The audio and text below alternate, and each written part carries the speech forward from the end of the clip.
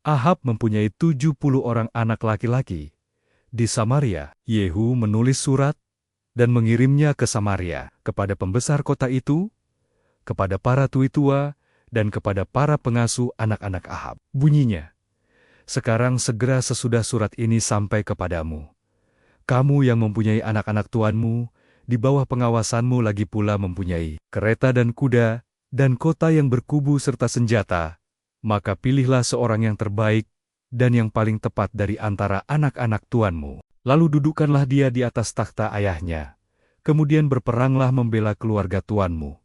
Tetapi mereka sangat takut dan berkata, "Sedangkan kedua raja itu tidak dapat bertahan menghadapinya, bagaimana mungkin kita ini dapat bertahan?" Sebab itu, kepala istana dan kepala kota, juga para tua dan para pengasuh, mengirim pesan kepada Yehu. Bunyinya, "Kami ini, hamba-hambamu, dan segala yang kau katakan kepada kami, akan kami lakukan. Kami tidak hendak mengangkat seseorang menjadi raja. Lakukanlah apa yang baik menurut pemandanganmu."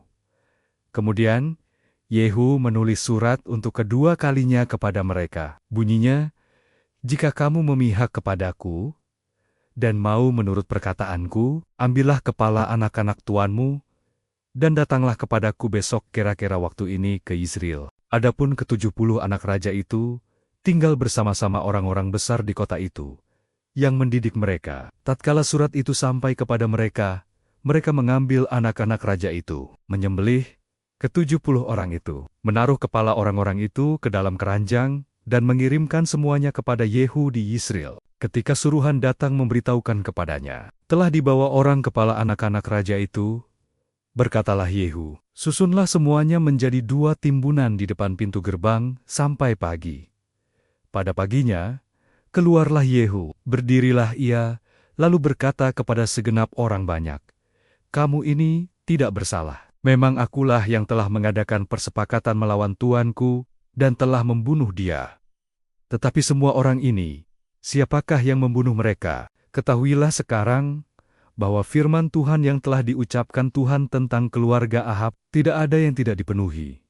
Tuhan telah melakukan apa yang difirmankan-Nya dengan perantaraan Elia, hambanya." Lalu Yehu membunuh semua orang yang masih tinggal dari keluarga Ahab yang di Yizreel, juga semua orang besarnya, orang-orang kepercayaannya, dan imam-imamnya. Tidak ada padanya seorang pun yang ditinggalkan Yehu hidup. Kemudian bangkitlah Yehu pergi ke Samaria. Di jalan dekat Beteket, perkampungan para gembala, bertemulah ia dengan sanak saudara Ahazia, Raja Yehuda.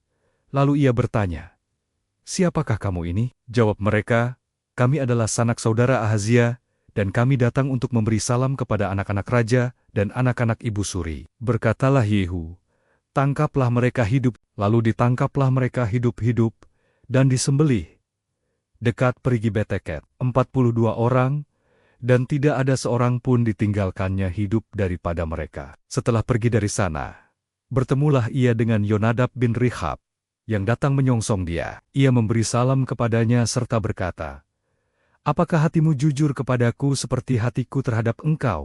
Jawab Yonadab, "Ya." "Jika ya, berilah tanganmu." Maka diberinyalah tangannya. Lalu Yehu mengajak dia naik ke sampingnya, ke dalam kereta. Berkatalah Yehu, "Marilah bersama-sama aku, supaya engkau melihat bagaimana giatku untuk Tuhan."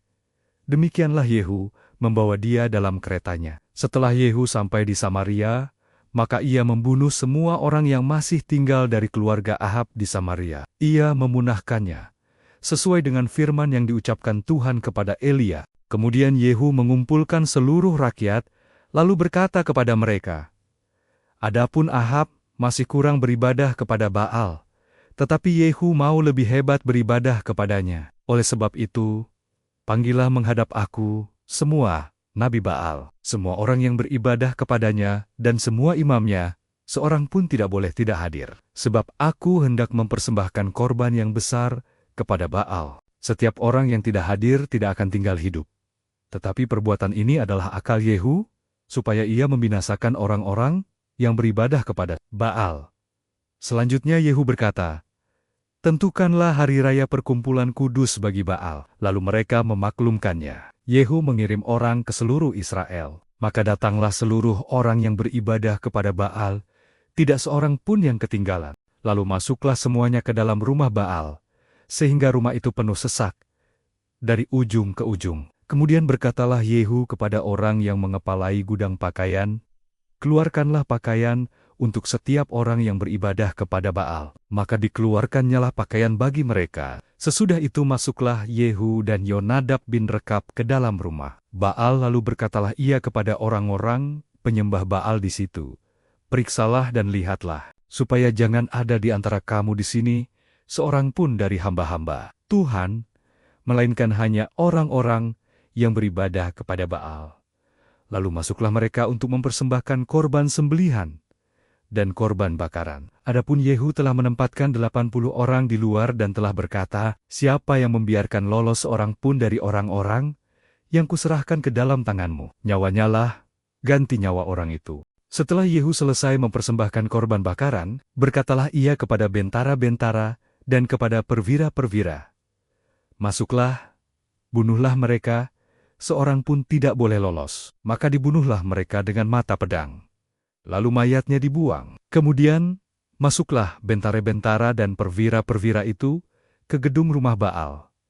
Mereka mengeluarkan tiang berhala rumah Baal itu, lalu dibakar. Mereka merobohkan tugu berhala Baal itu, merobohkan juga rumah Baal, dan membuatnya menjadi jamban. Begitulah sampai hari ini.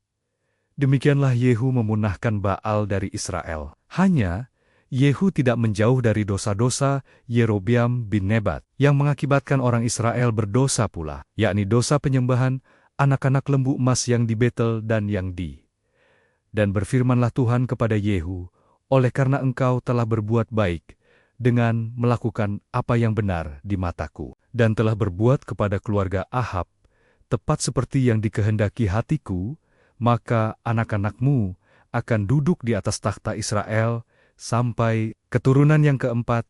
Tetapi Yehu tidak tetap hidup menurut hukum Tuhan, Allah Israel, dengan segenap hatinya. Ia tidak menjauh dari dosa-dosa Yerobeam, yang mengakibatkan orang Israel berdosa pula. Pada zaman itu, mulailah Tuhan menggunting daerah Israel, sebab Hosiel mengalahkan mereka di seluruh daerah Israel, di sebelah timur sungai Yordan, dengan merebut seluruh tanah Gilead, tanah orang Gad, orang Ruben, dan orang Manasye, mulai dari Aro, yang di tepi sungai Arnon, baik Gilead maupun Basan.